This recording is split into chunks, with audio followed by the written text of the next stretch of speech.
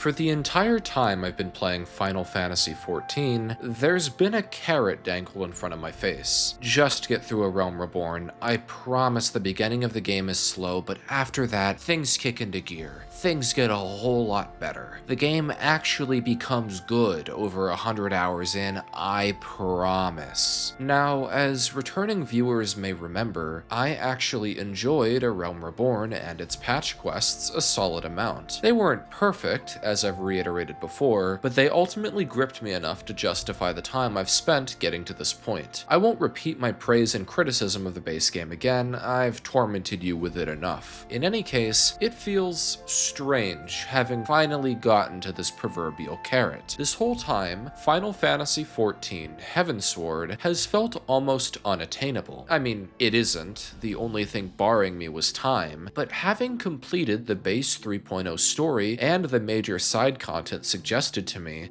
well, I just feel fucking weird, man. It's like I've achieved some sort of rite of passage to the real Final Fantasy XIV experience, perhaps similar to how Gunu Vanu felt when accomplishing the same in OK Zundu. In all seriousness, I'm left feeling a deep-seated satisfaction, a kind that I haven't felt with this game before, and yet a burning desire for what comes later. To say that Heavensward is received much better than A Realm Reborn past and present is an understatement. And I hate to be boring, but I completely agree with all of it. The improvements that Square Enix brought to the table are monumental in every single category. Storytelling, characters, graphics, music, pacing, it's all been improved or is at least equivalent. And for the first time I've ever been able to say about Final Fantasy XIV, it all comes together cohesively, every single element as a whole, with no component significantly lagging behind. Now, that's not to say it is totally perfect and has zero flaws or annoyances, but these are very minor and, unlike A Realm Reborn, do not significantly detract from the experience. Nevertheless, I feel more passionate about this game than ever. Now that my major issues have been dealt with, I'm well on board for Naoki Yoshida's wild ride, as long as that journey will probably take me. So, if you're willing, please come and sit down with me again. Ishgard is very cold and I've lit a fire. Allow me to tell you the tales of my Heavensward experience from the perspective of a lowly sprout. As usual, I need to give some disclaimers. Firstly, this video contains heavy spoilers for Heavensward. If you haven't played it yet, I would highly recommend it. I assure you that it is best experienced as blindly as possible, and beyond that is just an excellent expansion that you'll probably enjoy. Secondly, due to Final Fantasy XIV being a live service game, absolutely everything I cover in this video is subject to change. From gameplay to graphics to available content, Square can and has changed the expansion significantly since its launch. Heavensward in 2015 was different from Heavensward in 2024, and I assume that'll still be true in another 8 years. Finally, I'm playing the PC version of the game, so if you play on PlayStation, Xbox, or even macOS, you might have a somewhat different experience than I did. With these in mind, I do hope you enjoy the video.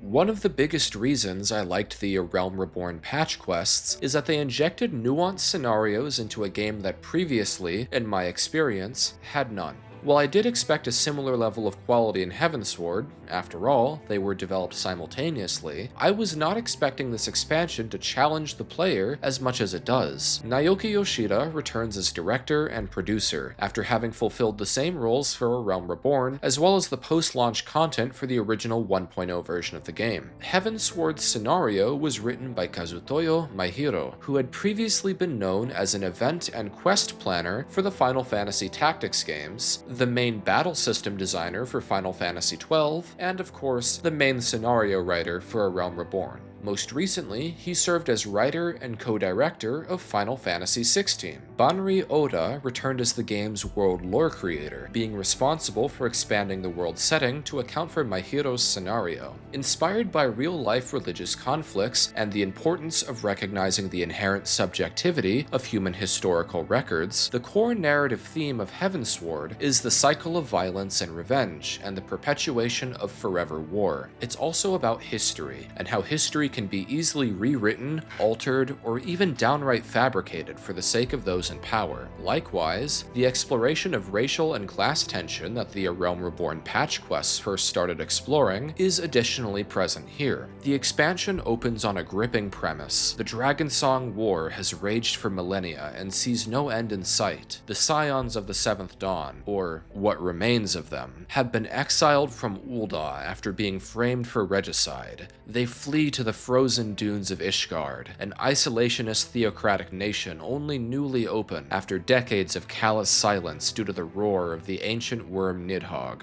Orshafal Greystone of House Fortemps manages to convince his father, Count Edmund, to grant you asylum. As I saw my warrior of light trek through the screaming blizzard, I wondered, what's going to happen to us? This level of urgency is one of the things A Realm Reborn greatly missed. Titan on the verge of killing thousands? Don't worry about it, dude. Travel around the realm gathering ingredients for the most epic fucking banquet. It'll be so sick. From the moment you enter Ishgard, even your so-called sanctuary isn't safe, immediately accused of heresy and put to trial by combat. Ishgard is not a very secure place for outsiders, its people scarred by centuries of war, and its government unwelcoming to newcomers. But it's the best chance you have, vague hope it may be. Heavensward is always giving you something to worry about. There's no safety to any of its plot points, locations, etc. It's not relentlessly brutal necessarily. There are plenty of moments of wonder, of beauty, and of Final Fantasy XIV's trademark witty humor. But the expansion never loses its focus. Even when you're messing with Mughals or relaxing in Okezundu, it's always in the back of your mind that you can't stay for long. This sense of pacing means that Heavensward is never boring. There are times when it almost borders on being a little dull, but whenever I felt that way, something new and interesting happened in the plot, or I discovered a new location to explore, or I was thrust into a new dungeon. I remember taking a lot of breaks while playing A Realm Reborn, but I took less than half of that with Heavensward.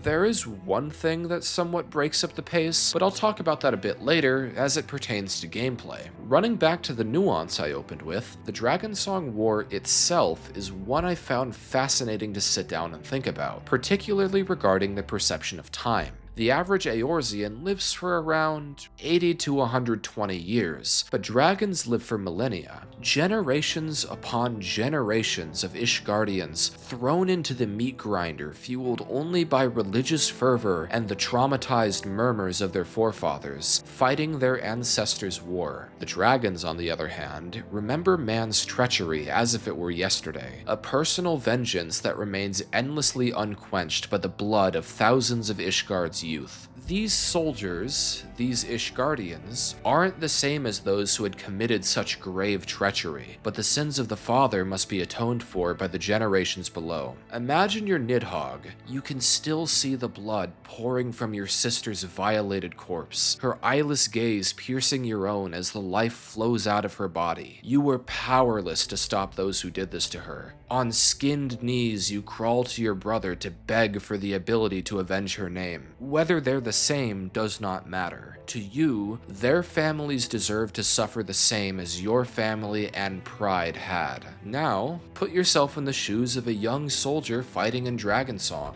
Your grandfather hobbles around on a cave ever since his service. Your father went missing years ago, and now you're up for the mantle. Armed with nothing but a pike and chainmail, you are reminded constantly that at any point, everything you hold dear could be burnt to the ground, their ashes swept away by the icy winds as if they never existed. It's obviously unfair on both ends. The average Ishgardian didn't start this war, nor are they even aware of the true cause of it. it. This conflict extends longer than they can even pray to live. Likewise, everything they've been told by the Holy See has been lies propagated by centuries of propaganda. The dragons didn't start the conflict, and the war Ishgard continues to perpetuate is based on malicious rewriting of history. After centuries of this, can you really ask them to just shake hands and live in harmony? Roll credits? Not when the bodies of man and dragon alike lie decomposed in the red ice. Violence begets violence, and the more people die, the less likely the cycle is to end. And the responsibility to ending this war falls to you.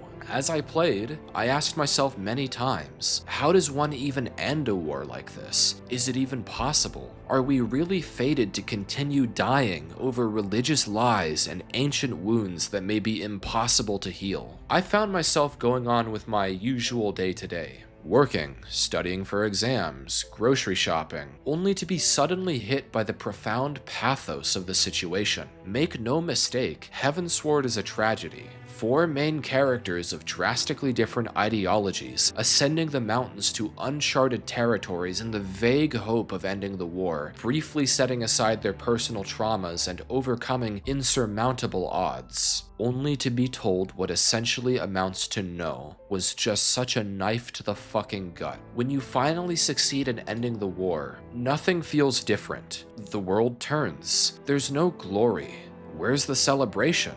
Aren't we heroes? But the party just stands there as the wind billows through their hair. No one feels any better. No one feels accomplished. There's no glory in war. The breathless nature of this scene is brilliant, for had it been a moment of victory, it would have betrayed its own themes. This is the scene that, to me, is the apex of everything Heavensward stands for narratively and thematically. And to this day is a scene that is suffocating in its silence. Eventually, it is revealed that the Holy See itself, led by Archbishop Thordan VII, is the true antagonist of the expansion. While this didn't exactly surprise me, I mean, it's not exactly uncommon for Pope figures in fiction to be villains, it is the choice that made the most sense. Both Dragonkind and Ishgardian alike are victims of the Holy See's violence, the former its warmongering conquest, and the latter its dedication to maintaining the status quo of perpetual war. I quite like how the members of the Heavensward took the forms of the original 12 Knights. While the 12 were real people, their deeds were not, and the current 12 taking their forms as primals is poignant symbolism of how real historical figures are often revered as gods than men,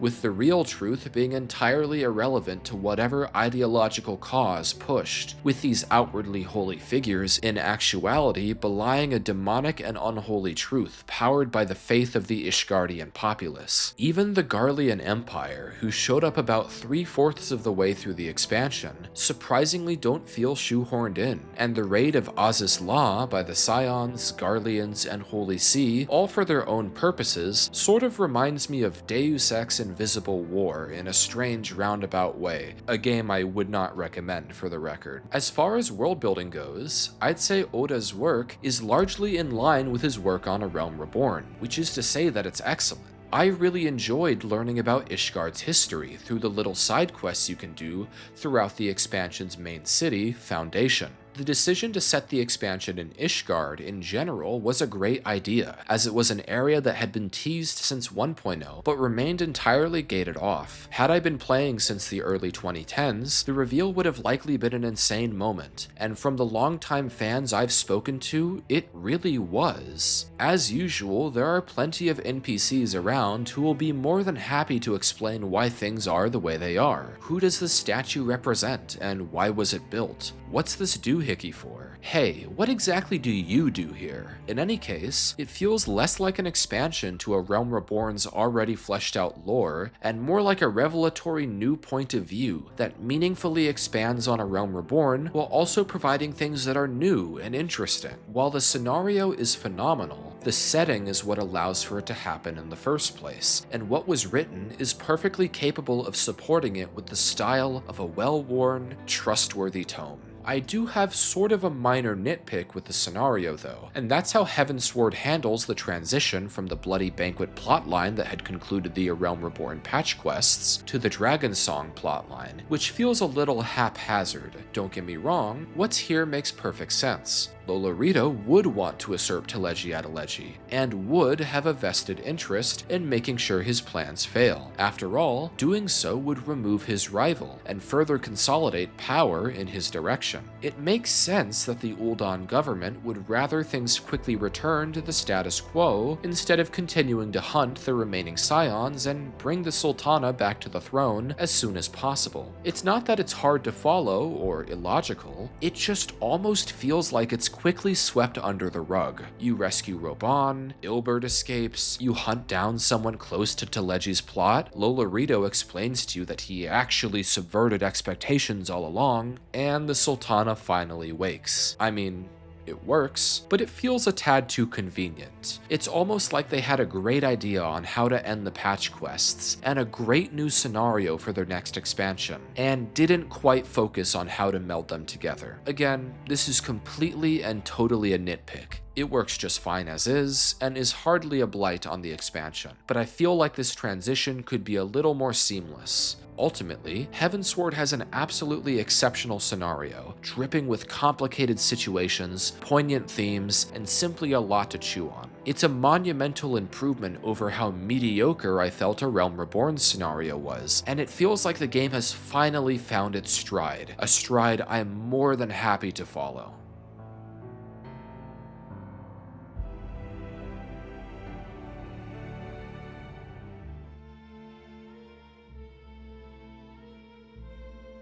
While the scenario is fantastic and the world building remarkably expansive, what really makes Heavensward stand out are its characters. I've remarked about the game's characters in the past. While they were typically surface level and seldom were developed beyond the bare necessity, they were at least fun, and the game's dialogue was often memorable and witty. I can't really say I cared much about the majority of them, but there was a steady improvement over time, such as how the A Realm Reborn patch quests delved into the nuanced reasonings for the actions of the Alliance leaders. Whereas the characters had always felt secondary previously, Heavensward's characters are its lifeblood. I'd like to start this section by talking about my favorite character in the whole game up to this point, aside from Nashu, that is. Estinian Wormblood. Now, Estinian is not new. He was present in the game as far back as the cancelled 1.0 version, and you could encounter him in A Realm Reborn by doing the Dragoon quests, which I expectedly did not. But Heavensward is the first time I was properly introduced to the Azure Dragoon. I find him to be an incredibly layered character. Estinian is the last of the Azure Dragoons, a long line of warriors serving as the Holy Sea's most elite and deadly. Estinian's purpose, trained from childhood, is to lead the charge against the Dravanian hordes, and in his satchel, he carries the gouged eye of Nidhogg, the ancient worm who singed his family from the face of Ishgard.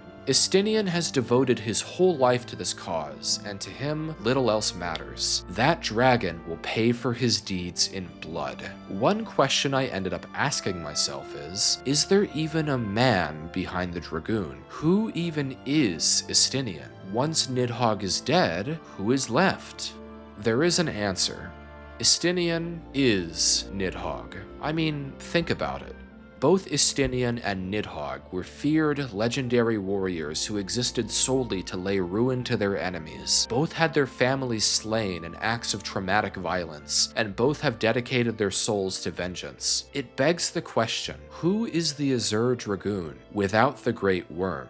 When Estinian finally slays Nidhogg, avenging his family and bringing his life's quest to an end, in a sense, he kills himself too. There's an old saying often attributed to Confucius, "He who seeks revenge digs two graves," and I think Estinian left himself behind years ago. Now he has to learn how to fight, how to live, without being motivated by vengeance. This is a common theme in Final Fantasy XIV. It's essentially what the Warrior of Light symbolizes symbolically represents, and you can see this through line in other quest lines, such as the warrior job quests with Curious Gorge. Estinian has always struggled with this, such as in the A Realm Reborn Dragoon quests, but by the end of the expansion, Estinian succumbs to the raw power of both of Nidhogg's eyes and transforms into Nidhogg. Being a shade of the worm already, Estinian is corrupted by the eyes he possessed and his form twisted and warped into what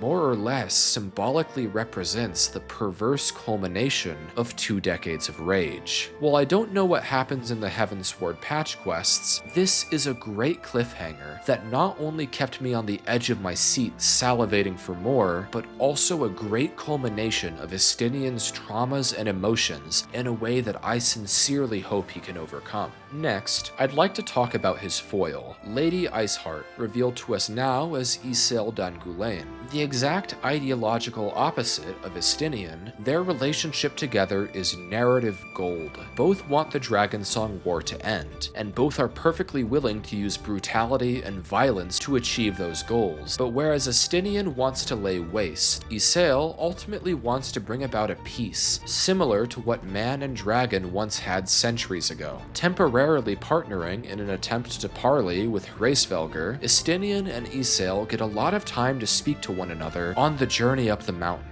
There's a particularly beautiful scene where the group sits around a fire and the two discuss their differences. On some level, even if they'd never admit to it, both know that they have a few solid points, but are debatably arguing from places of bad faith. I'm particularly fond of how the more time they spend with one another, the more they gradually realize just how flawed their own positions are along the way. Turned away from Ishgard after the calamity, everyone she knew was killed in an avalanche when left to the elements.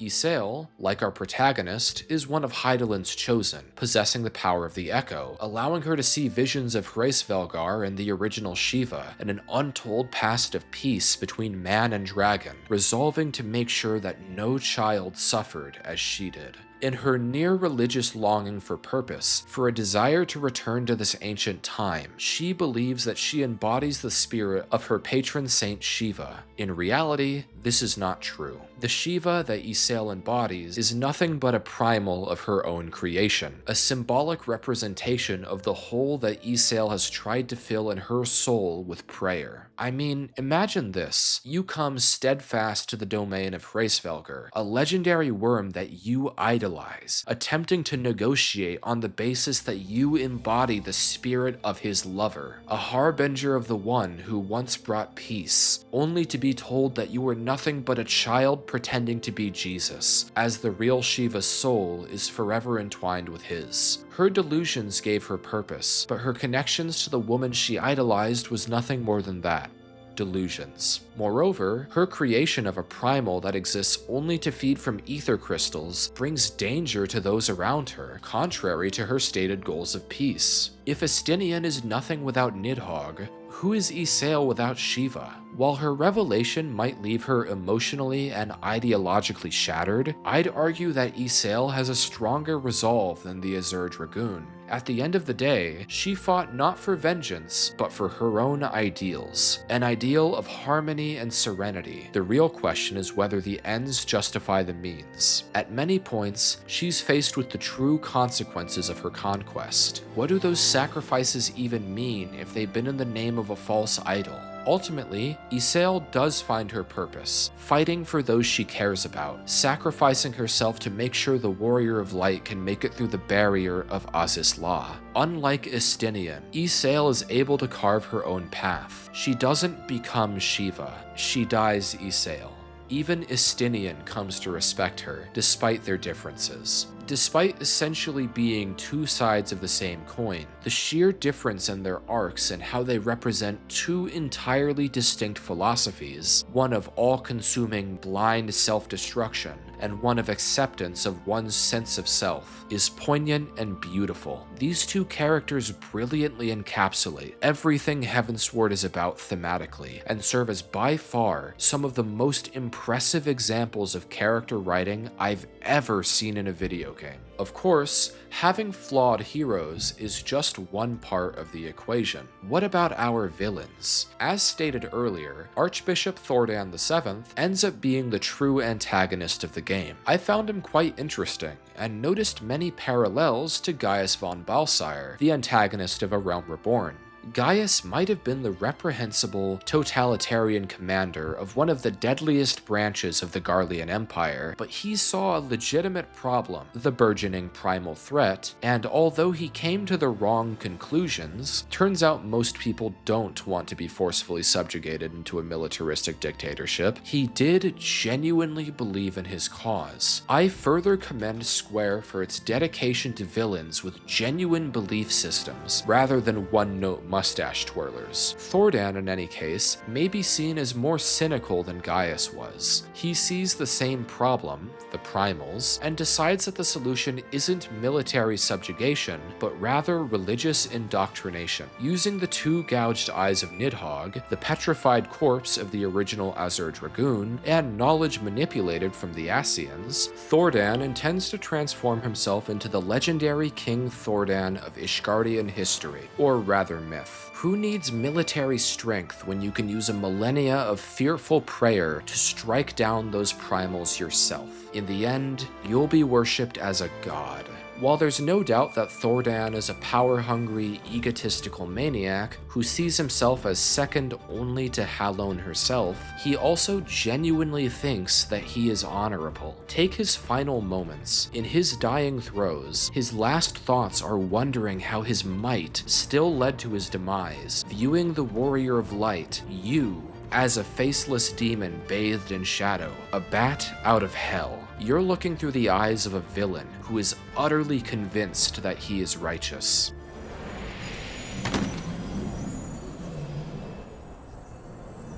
How? How can this be?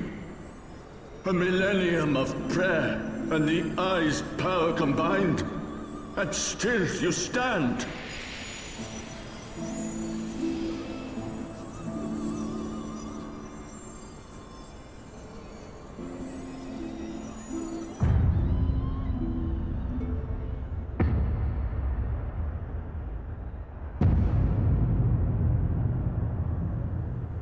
Who?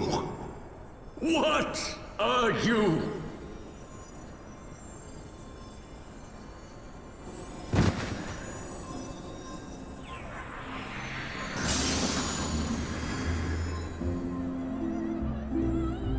That particular scene I find so fascinating, because it's the first time that we get to see the Warrior of Light from the point of view of one of our enemies. Final Fantasy XIV is a game that is not afraid to give you quite a lot of, for lack of a better term, ass-patting. It's justified, of course. The deeds you pull off are insane, and it makes perfect sense that everyone around you would just be totally awestruck. Frankly, a multiplayer game developed with mass appeal wants you to feel good about yourself, so you keep playing. But how often do we get to see how the antagonists respond to this? It's a great little dollop to give the player. I also really liked the question of who manipulated who. Thordan's association with La Habrea was outwardly mutual, but both intended to betray one another for their own goals. La Habrea's hubris is something we're already aware of, having drastically underestimated the Scions in A Realm Reborn. But his mistake here is thinking that primal god Thordan would just go home with some neat dragon annihilating tech instead of immediately attempting to overthrow him.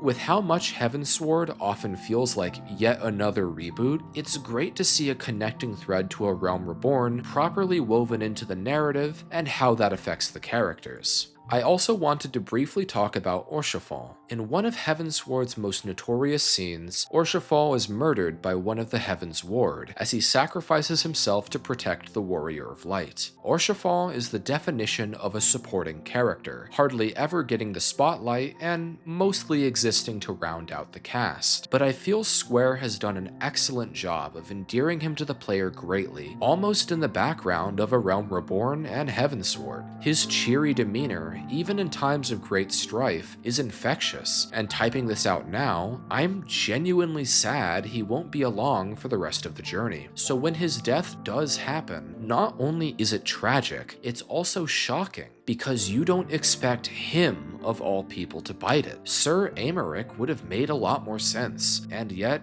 it was the bastard child who got it, the one who would have done anything for you. It's a profoundly tragic death scene, and easily the most effective the game has had up to this point. I guess misfortune always strikes the best of us.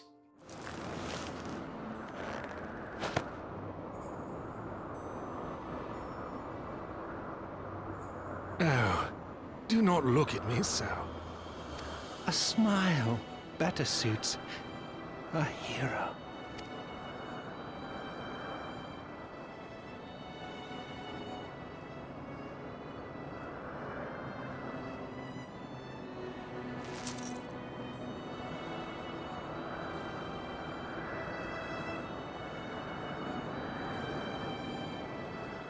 I'd also like to talk about just one more thing relating to the main scenario quest, Y'shtola. Now, I've gone on record to say that I've never found her very interesting.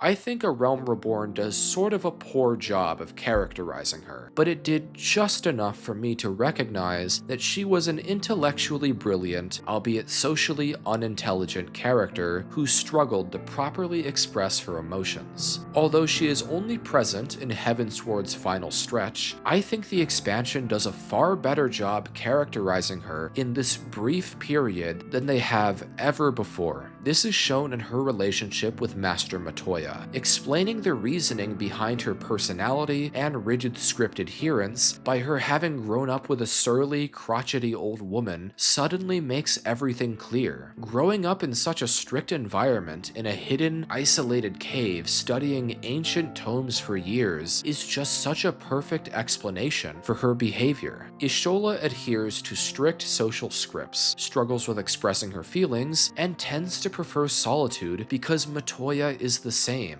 We're all a victim of nurture, after all. While I feel satisfied to have correctly guessed the writer's intentions for Y'shtola, I am also glad they addressed player criticism by giving her an entire mini-section exploring her background. I also just really like Matoya herself. Her grumpiness is very endearing, and I'm a sucker for the mean old lady with a heart of gold trope, and seeing her genuine love for the woman she raised was heartwarming. Whereas I felt sort of ambivalent towards her before, I found Y'shtola's brief characterization here quite revealing, and I'm very excited to stick with her for future expansions.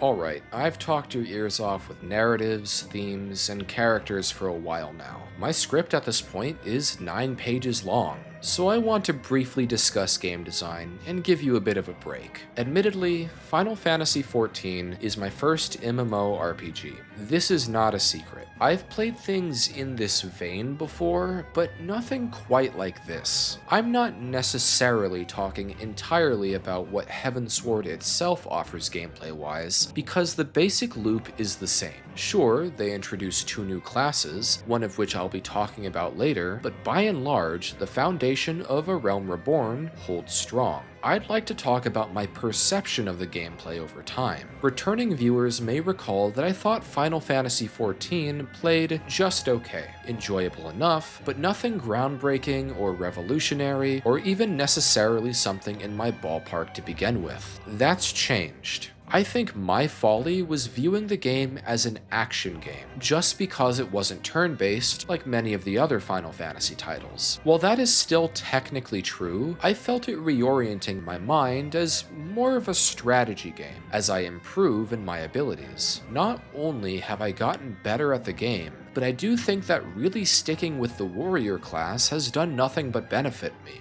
As I gain new abilities by leveling up, I realize that Final Fantasy XIV has more complexity than I thought. Reading into all of my abilities, what exactly they do, and knowing exactly when and where to deploy them on the battlefield has made the game's dungeons a blast, and I really wish I had done this when I started. I guess everyone's entitled to a little Sprout ignorance. dungeons. In any case, the dungeon design, to my limited experience with the genre, is fairly in line with what I expected out of Final Fantasy XIV at this point. I don't find the game particularly difficult still. I think dungeons and bosses could stand to be more challenging on a first-time go, but it's not a massive issue, and the hard and extreme variants do exist for a reason. I was surprised by just how few mandatory dungeons there were. Heavensward is certainly much shorter, being only a little longer than half the length of A Realm Reborn, but I sort of wish there were more.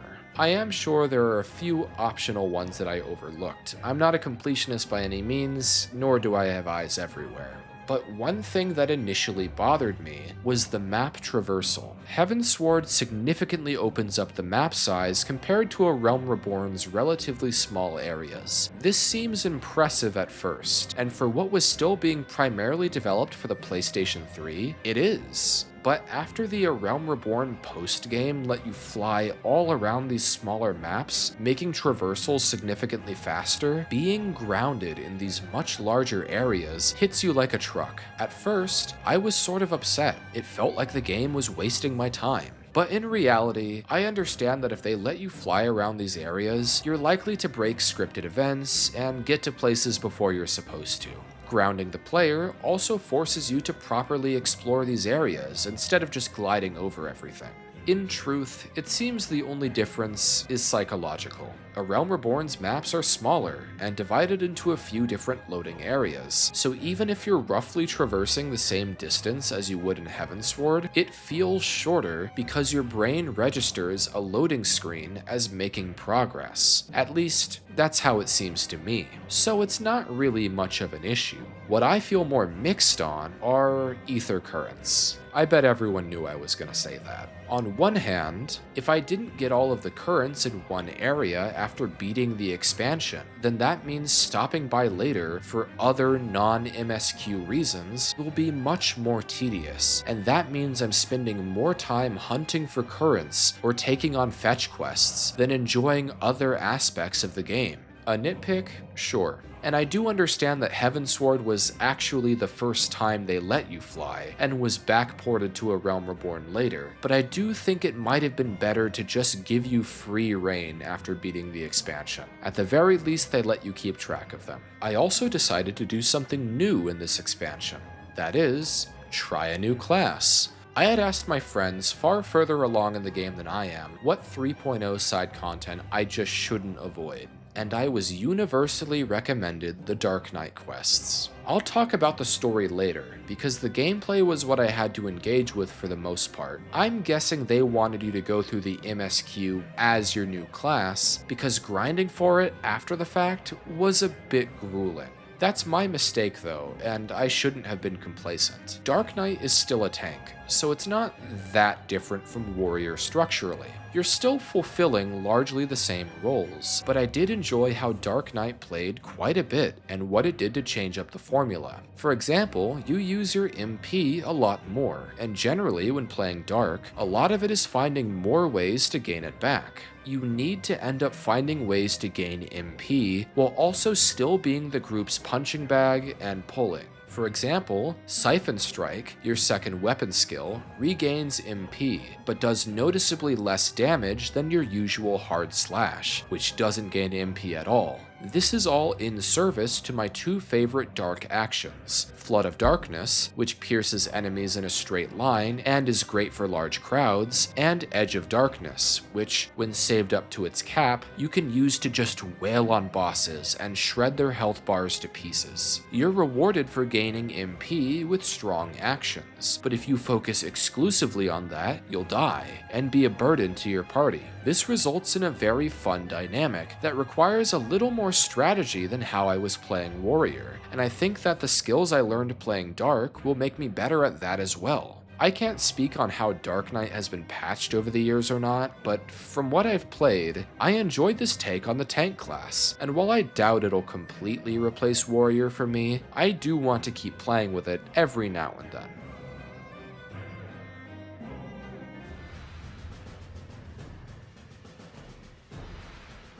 Now, the Dark Knight quests have a lot to chew on. so I thought it deserved its own section away from the MSQ so I can fully pick it apart. The Dark Knight job quests were written by Natsuko Ishikawa. Ishikawa had previously been a planner on the Japanese exclusive JRPG Seventh Dragon, and the scenario writer for its sequel. She had previously worked on A Realm Reborn as a game content designer, a role she reprises for Heavensward. She'd later go on to be one of the main scenario writers for Stormblood and Shadowbringers, as well as one of the lead story designers for Endwalker. In any case, it's entirely clear to me why Yoshida would promote her to a lead creative role, because her work here is simply exceptional, and frankly on the level of a main scenario quest. Now, the Dark Knight quest can be divided into two halves, Frey and Sidurgu. Frey's side of the quest seems somewhat rote at first, but it features surprisingly brilliant foreshadowing that is easy to miss.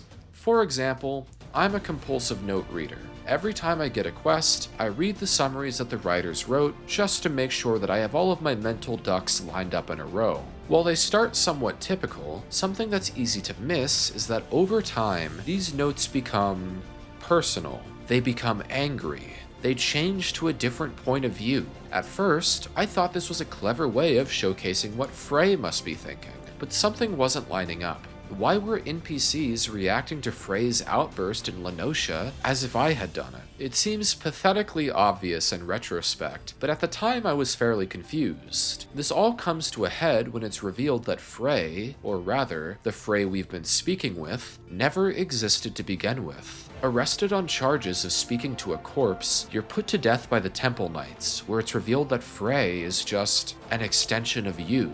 Those notes you were reading, those were your thoughts. Frey's frustrated outbursts, those were yours. Those people weren't afraid of the mysterious Dark Knight by your side, but you. The part of yourself that wants to be left alone. The part that wonders why these people feel entitled to your help. And for what? Faint praise and a hollow sack of gil? This results in you coming face to face with yourself. A fight to the death against the bitter, ugly resentment within you. Now, of course, all you were doing was swinging your axe at winds and phantoms, to the horror of those observing. Not only does this serve as a moment of genuine character development that you rarely see for player-created characters in games, but I also found it to be interesting commentary on the nature of quest givers in video games. Oftentimes, we just get too comfortable accepting random quests in games, regardless of how unimportant they are. And if we get frustrated with the quest givers, we usually don't have any way to express that to the actual characters. Our player just accepts the reward happily and trots off. It almost feels like giving a voice to thousands of RPG players over the decades, which admittedly I find pretty amusing.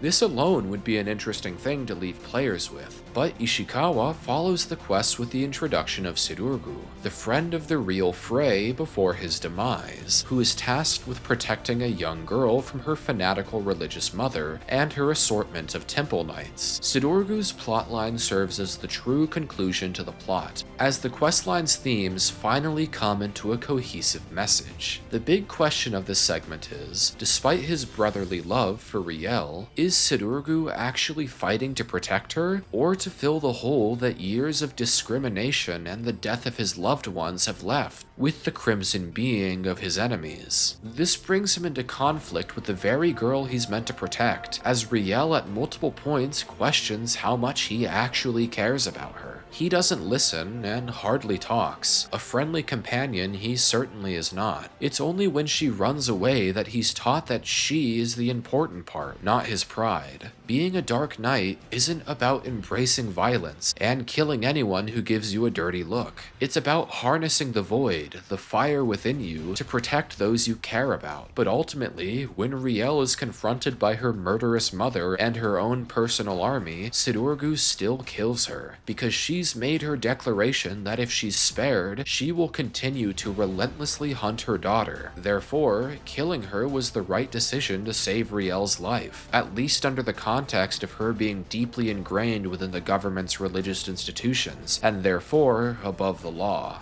It's a story about revenge that is not about how killing is always bad, but rather not something to seek for thrills, to indulge your darkest impulses for.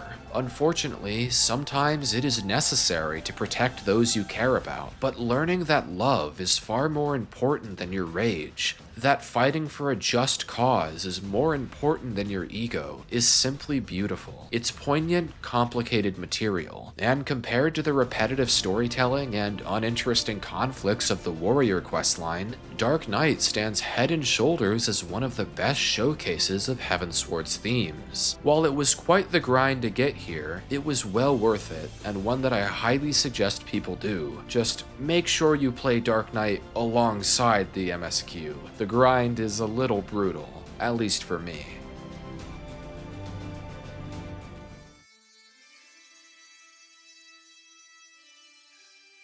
Earlier when I said that Final Fantasy XIV is a live service game that is constantly changing, well, this will be the biggest and most immediate change to anyone playing post-Dawn Trail. The game got a fairly large graphical upgrade following the new expansion pack, and this will easily be the most outdated part of the video as a result. However, wanting this video to properly represent my experience with Heavensward, I made sure to record all of my footage before the update was released, so the majority of the footage is going to be from the old renderer, and I'll strictly be talking about that. Occasionally, new footage might be thrown in for convenience's sake, and will be properly labeled. Now, being an expansion pack, most of the technical foundation and graphical details I talked about in my original A Realm Reborn video are still true here, so I'd recommend going back and watching that video if you want my opinions on the game's presentation broadly, at least prior to Dawn Trail. Heavensward represents the first new expansion to debut for the PlayStation 4, which Final Fantasy XIV had been ported to over a year prior. Despite that, the expansion was still developed with the idea that, bare minimum, it would run on the PlayStation 3, and has a lot of the expected limitations, even on more powerful platforms such as PC. That's not to say that Heavensward doesn't bring some improvements, some of which are things that I had complained about prior. For starters, environmental detail has been boosted somewhat. Maybe it's just my mind playing tricks on me,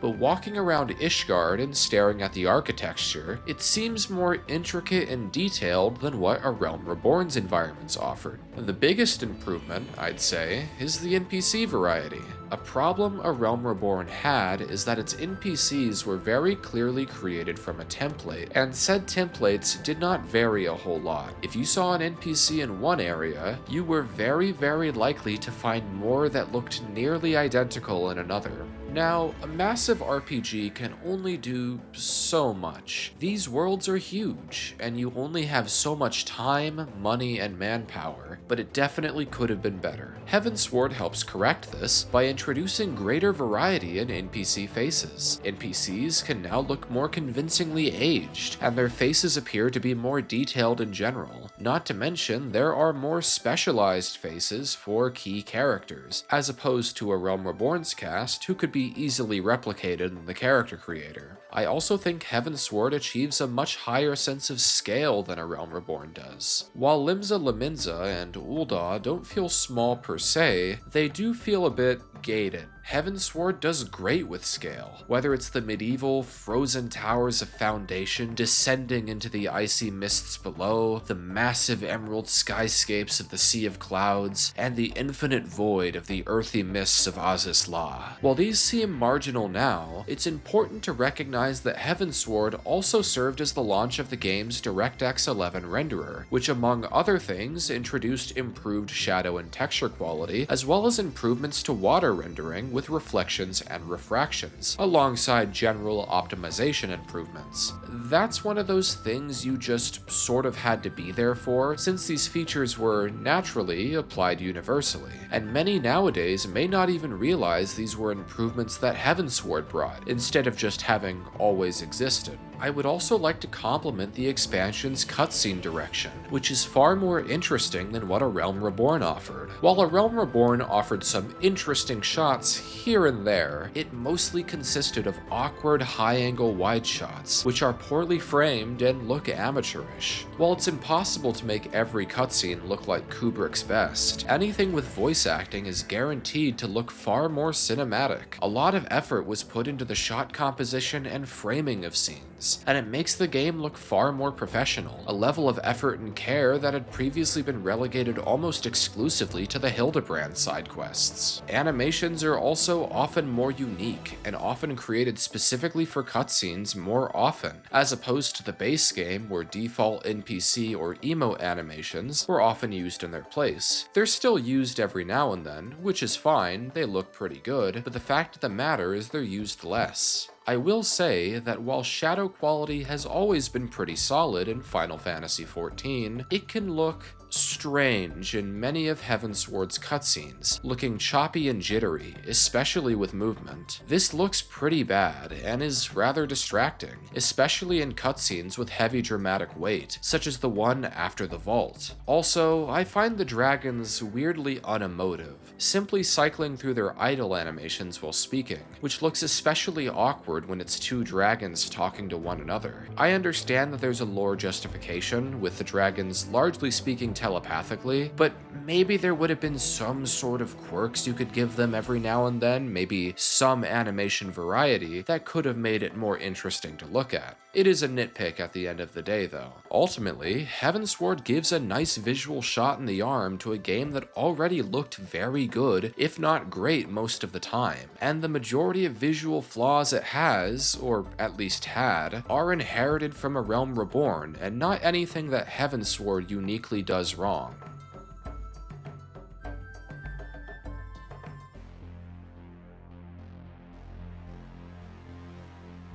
I had high expectations for Heavensward's original soundtrack. A Realm Reborn soundtrack was a transcendent score, which elevated the atmosphere, tone, and mood of the game significantly. A Realm Reborn's patch quests featured more of the same, and was largely pretty solid, but it's clear that the team's heart was truly in Heavensward. The infinitely talented Masayoshi Soken, naturally, returns to compose the score for the expansion once again, after his work on A Realm Reborn. Another musician, Yukiko Takada, composed 2 additional tracks for the game, Coming Home and Heavy Rain, as well as arranged many of Soken's daytime overworld tracks into somber, piano-driven nighttime tracks. She'd later go on to fulfill similar roles for Stormblood, Shadowbringers, and Endwalker, and also served as the sound designer for the 2020 remake of Trials of Mana. Perhaps most surprisingly, the team managed to get legendary Final Fantasy composer Nobuo Uematsu onto the project, who hadn't worked on Final Fantasy XIV since the cancelled 1.0 version of the game.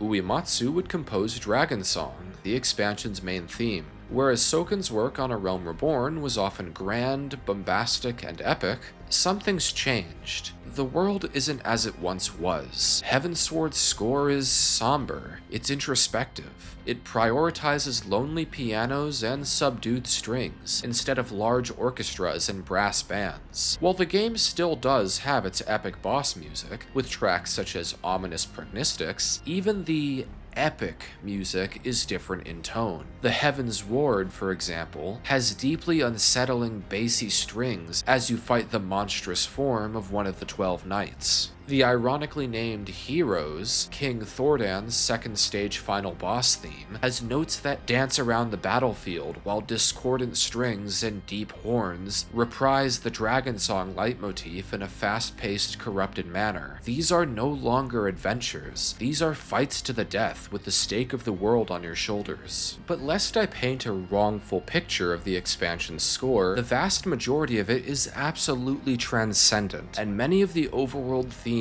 convey the joys of exploration and the wonder of these fantastical new worlds. Soken made a point to use instruments that he believed would be found in the respective areas that he scored, and it lends each area a distinctive theme. Flying around the beautiful blue skies of the Sea of Clouds while a peppy keyboard and vibrant violins soar with you is a transcendent experience like no other. The loud horns of Ishgard's military empire blare the moment you step into Foundation, and its screaming organs convey a deeply religious theming. One of my favorite tracks is Order Yet Undeciphered, the overworld theme of Oz's Law, of ancient industry and innovation, with one of the most addictive synthesizer melodies I've ever heard, and a beautiful piano interlude. I greatly appreciate Soken's use of the harpsichord, which is one of my favorite instruments, and its clacky keys just improve every song they're in. I also find it to be a brilliant decision to make the night themes piano covers of the daytime themes, as it maintains the central identity of the area in a somber, sleepy way. Takata is to be commended for how well those arrangements turned out. Soken also experiments quite a bit with boss themes. In the A Realm Reborn patch quests, he experimented with alternative rock with songs such as Oblivion, but what he achieved here feels grander. The Hand That Gives the Rose, Ravana's initial boss theme, sounds like a classic Spanish flamenco and gives the fight a surprising feeling of class. Limitless Blue, Bismarck's initial boss theme, sounds like a space ocean, with its electronic production and background orchestrations, and injects what I'd like to call a level of video gameness into the fight. It honestly wouldn't sound at all out of place in Shushaku Uchiyama's incredible score for Mega Man 8. And then you have Ink Long Dry,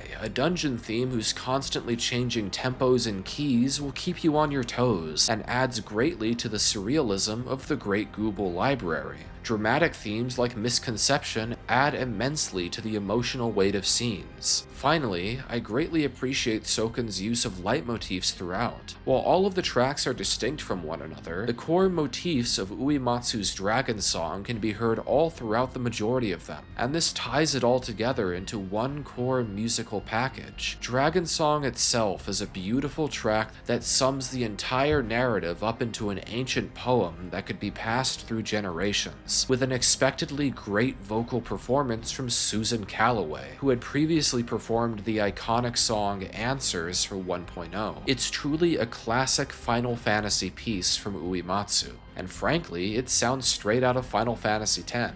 Following up A Realm Reborn's incredible soundtrack was a tall feat, but Soken may have just outdone himself.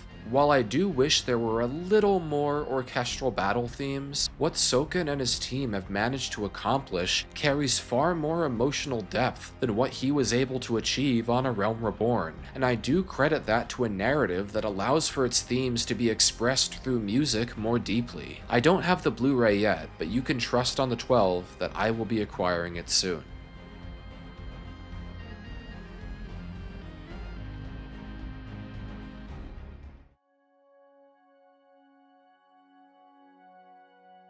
Last time we checked in, I said that the A Realm Reborn patch quests managed to wring much better performances out of the game's original English cast, compared to how disastrous the base game's performances could often be. While I do think the game would have been in decent hands had they been kept, Square made the perhaps wise decision to recast everyone. These new actors, across the board, keep the spirits of the original performances while also carrying far more naturalism and professionalism within their roles. A large problem, even in the post-game for A Realm Reborn, is that the diction of the actors was commonly off. They often sounded like they were reading pre-written speeches instead of just talking. Now, in fantasy media, this is somewhat unavoidable. Everyone to some extent speaks in a more formal tone than they would in real life. But in A Realm Reborn, it was a bit ridiculous. Sam Riegel, the original voice actor for Alphino, was one of the better ones I felt, but even then, his voice was still a bit too snooty for my liking.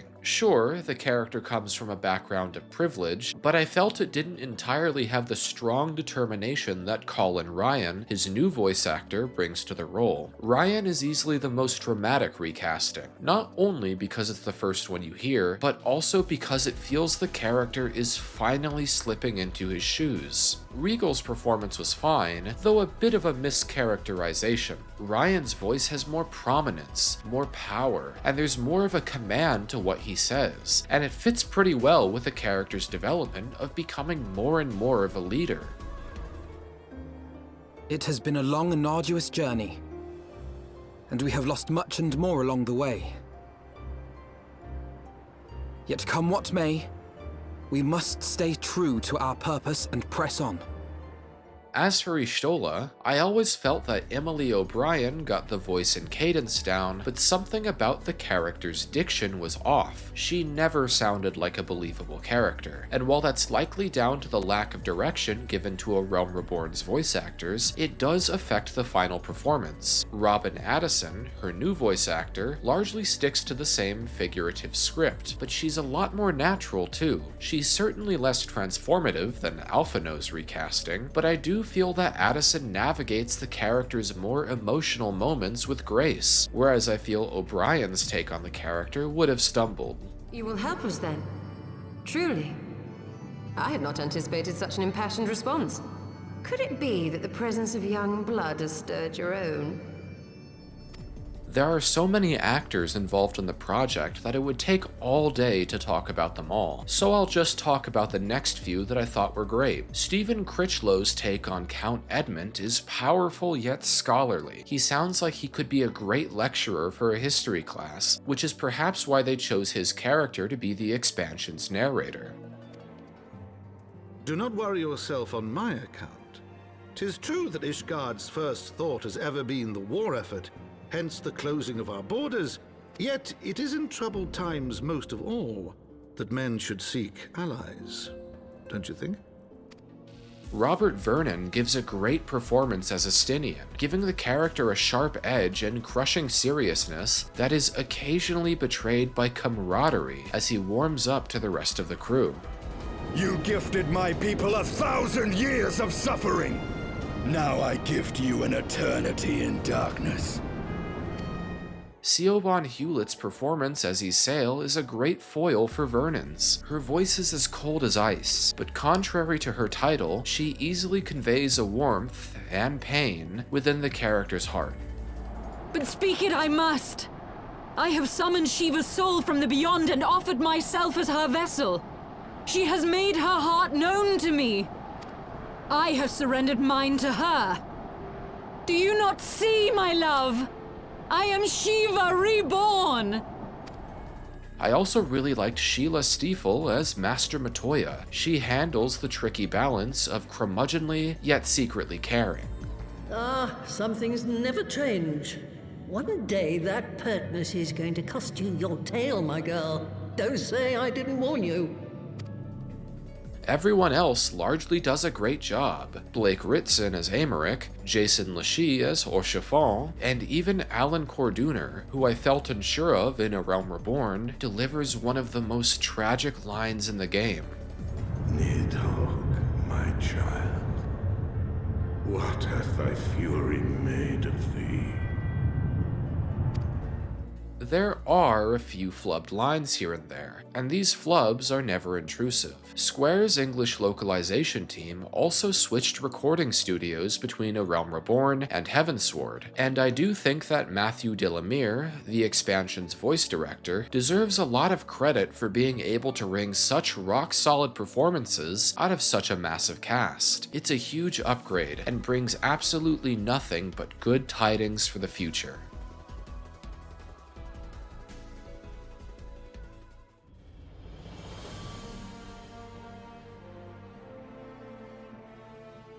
Well everyone, I did it. I finally completed Heavensward's base 3.0 storyline, and it was well worth the wait. Heavensward is Final Fantasy XIV maturing, moving beyond generic RPG storytelling in favor of complicated scenarios, nuanced characters, and depressingly dense themes that have stuck with me greatly since completing it. Its story has so many layers it's nearly unbelievable, and conveys a deep emotional maturity that a lesser writing team could have easily squandered. Its characters, old and new, are unforgettable unforgettable, and the challenges they face, inwards and outwards, lead to measurable character development and growth. Its world remains breathtakingly immersive, and learning about this previously uncharted segment of Eorzea was fascinating. Ishgard, and many of its other locations, are absolutely gorgeous to look at and explore. Square Enix's art team is often rightfully praised as being one of the best in the industry, and Heavensward is absolutely no exception, providing some of the most beautiful environments I've seen in a game of this era. Its gameplay has only gotten more rewarding as I continue to play, and Dark Knight is a very fun take on the tank concept. And of course, Masayoshi Soken's original score is yet again one of the finest soundtracks to ever grace the realm of gaming.